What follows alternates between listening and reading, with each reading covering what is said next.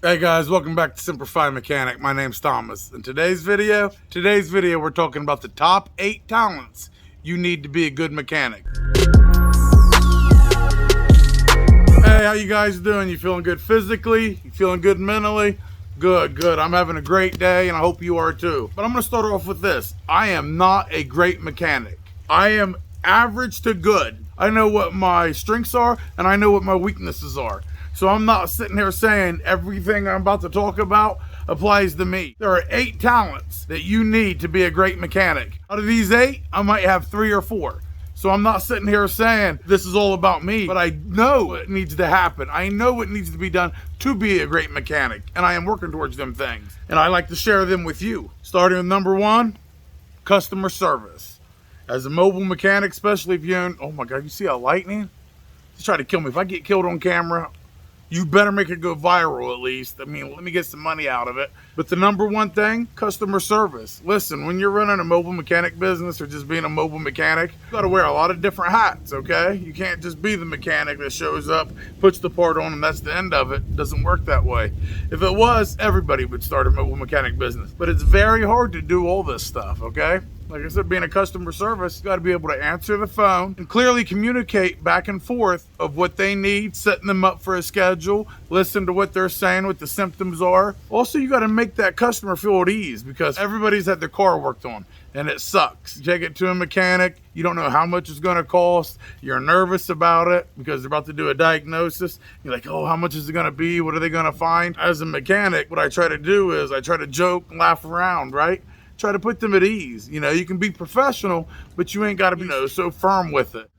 Number 2, your diagnosis skills. Listen, when people come to you or call you and they have something wrong with their vehicle, they don't want to wait around all day to find out what's wrong with it. They got to pick up their kids. They got to get to work. They got all kinds of shit to do. So what you need to be able to do is get to that vehicle and diagnose it very quickly, but don't rush through it to skip over things. But you've got to be able to get to it, look at the symptoms, figure out what's going on, get them a diagnosis, get that vehicle fixed, get them back on the road. So you can't be out there bullshitting, waiting around. You got to go out there, check things off. Is it this? No. Move on to the next. It needs to be diagnosed within a couple hours of you getting on scene. All right, number 3, your work ethic. This comes down to how hard you work. That's one of the only things you can control.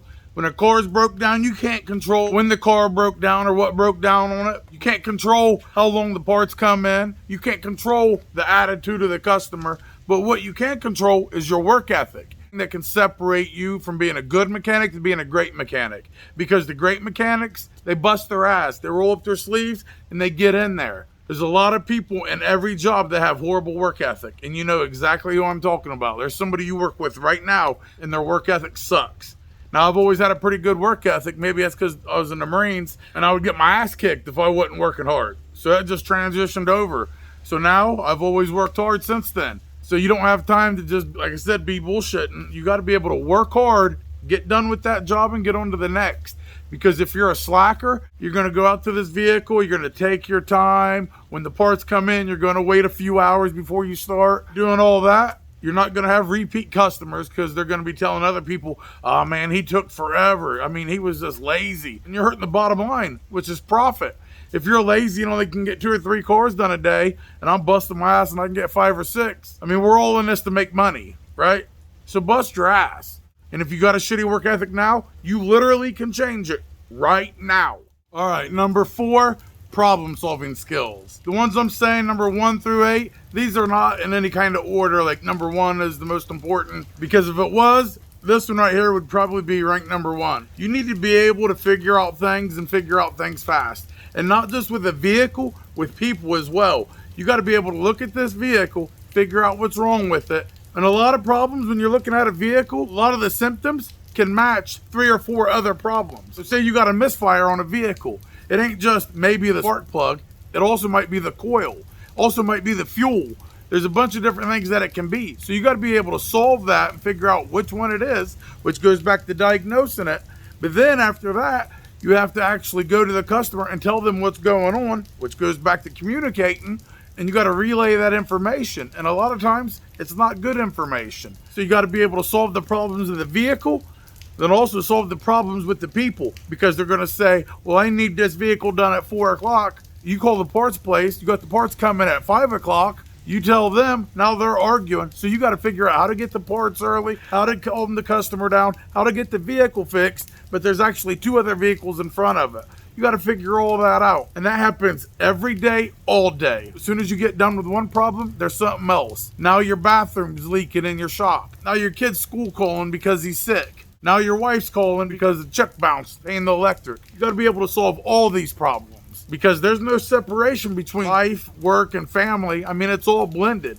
So all the problems intertwine. So you better be able to solve some problems. All right, guys, number 6, you got to have a wide array of knowledge. And this is for every single mechanic. People that work at shops, people that work at dealerships, mobile mechanics, anybody. But I'm strictly talking from a mobile mechanic side of things. If you work at a Ford dealership, only vehicles you're working on are Fords. You're not working on Hondas. You're not working on other things like that. You're not getting Toyotas coming in, you know, so you got to specialize in Ford, and you got to have a wide knowledge, all thing Fords.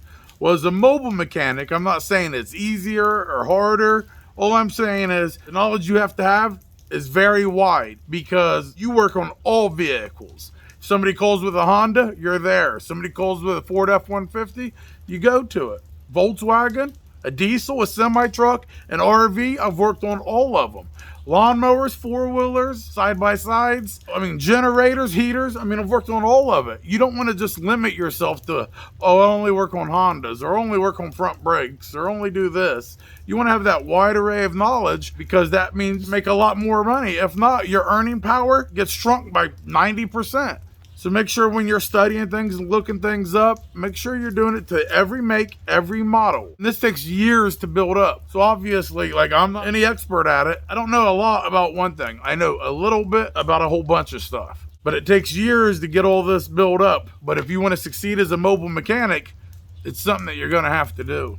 Number 7, you got to be resourceful. So if somebody comes in, you give them a diagnosis and it's the starter, but AutoZone doesn't have a part for 3 or 4 days, you got to be able to figure that out. You better have connections. You need to be able to call Jim at the junkyard and see what he has. Or Leon over at Napa might hook you up. You got to be resourceful with this stuff. You need to save parts that you've taken off that are still working, that might just need a little touch up. Save them parts because a vehicle might come in that needs a new starter and he's like, oh, I don't want a new one, just find me a used one or whatever. You might have one right there that you just rebuilt. That's going to save you a lot of money because you still charged him for a used one. He gave you $50 for the part and you've had it the whole time and just rebuild it for $10. And a lot of times they don't have parts for certain things. You're going to find yourself melting things. You're going to find yourself gluing things, duct taping things, and zip tying things. I mean, half the car is zip tied. It ain't just rigging shit up. You're being resourceful. A lot of times, guys driving a beat up Honda and it's just his work vehicle, he doesn't care how you get it fixed. He just wants it fixed at the cheapest rate. Hey man, just get me back on the road. I got $200. What can you do for me? All right, say less. Look, number 8 is experience. There's some things I just can't teach you or tell you. You just have to actually do it to get the experience. So you're not going to be a great mechanic starting off. I've only been a mechanic or working on vehicles maybe 6 or 7 years. To be a great mechanic, I mean, you need to have 20 years in. A lot of the mechanics that you like or you like watching or you take your cars to, you can tell who has the experience and who doesn't. To become a great mechanic, you got to work on a bunch of different cars. You got to be put in a lot of situations. So you're not going to be a great mechanic just starting off. And that's okay. Because you don't have to be a great mechanic to have a successful business. If you treat people honestly, don't lie to them, don't rip them off, don't cheat them. Treat them with respect, communicate with them. When things do go wrong, be upfront with them. And you won't have to be a great mechanic. You can be an average mechanic and you can have a successful business just built off that. Because even if you're a great mechanic and you treat people like shit, your business is going to fail. So to be a great mechanic, apply the 8 things I just told you, and I promise you, you'll be successful. All right, guys, if you'd like to donate to the channel, I have my Cash App and Venmo up here on the screen. It's also in the video description. But the more that you can donate and help out the channel, the more videos that I can make. It just goes hand in hand. All the money you do donate goes towards tools, goes towards my new mobile mechanic work truck, getting the new parts for it, getting everything set up. That is all that it is used for. Also, underneath the video right now, you'll see a little button that says thanks. You can actually click on that and you can leave $1 tip, $2 tip. It's like a tip jar. If I saved you some money somehow and you didn't have to go to a mechanic, you did it yourself, That's one way to thank me. Drop me $1, buy me a cup of coffee. But you guys don't have to leave any money, nothing like that if you don't want to. But the one thing I do ask is that you subscribe, 2 things, and share this video. If you're watching this right now and you haven't subscribed, take 1 second right now, wherever it's at, right here, right there. Just press the button subscribe. It is free, doesn't take but 1 second. Just do it right now together. You done it? Well, thank you. Thank you very much. That's all I needed from you. But, like we always say, Semper Fi till next time.